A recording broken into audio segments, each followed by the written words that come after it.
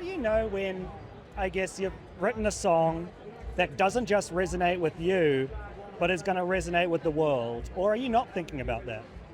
We don't think about that when we're writing the song. I think we think about that like once the song is written and we're about to release it. I think at least I'm like, oh my gosh, like how are people gonna receive this song? Like how are they gonna, dissect the lyrics and what is this gonna mean to them? But in the process of writing the song, we just write it like fully in the moment.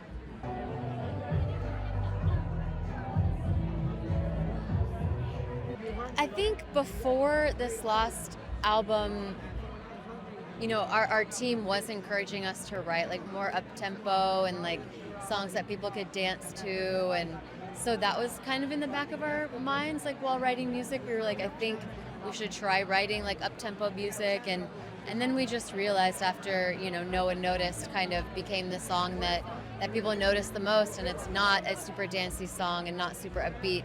That gave us the confidence to just like forget what everybody was saying and like just turn off like outside noise and just trust ourselves. After every album, we're always a little bit worried that our fans are gonna not like the next thing because we've always taken some sort of departure. So it's always been the case where once we start a new album or when we finish a new album, we're thinking, uh-oh, are they gonna like this? Because we've kind of done something different. But every time they've seemed to enjoy it, so we're gonna keep it up.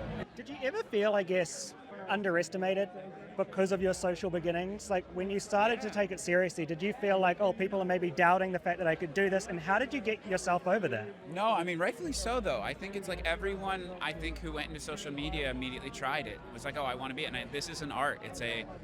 I spent a lot of time like just trying to immerse myself in it, learn songwriting, become a better musician. I'm constantly getting better. I had to prove myself, and I think everyone has to prove themselves in different aspects. There's no shortcuts. There's no, this isn't easy. It's a lot of hard work, And so, yeah, I mean, now it's easy. Now I get to come here and talk about the music and hang out with cool people and accept awards or whatever. But it was hard to get to that point.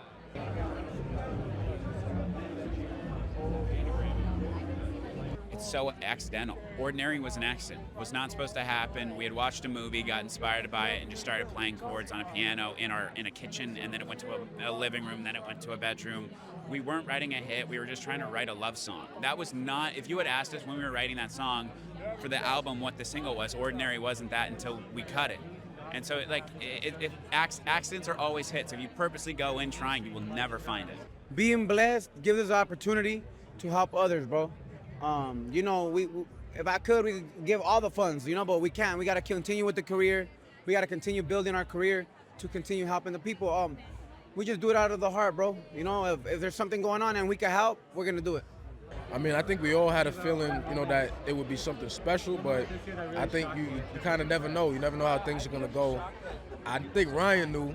I think when he was in there writing the script, he was like, nah, this is going to be cold. I think he knew. But to see the outcome of it, I think it's beyond what we could have imagined.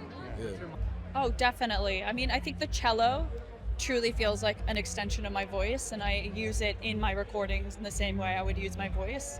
And, there's so many different ways to use instruments, so I feel like I'm constantly learning. I grew up with a very classical music background, and so I learned piano, for example, as a very classical instrument. But then as I grew older and started learning more about jazz and learning more about improvisation, learning more about chords, it's almost like learning a completely different instrument. And I feel like every year I find new inspiration that forces me to learn more about these instruments that I already thought I knew everything about. So it's really cool. It's like finding different ways to say words, but musically.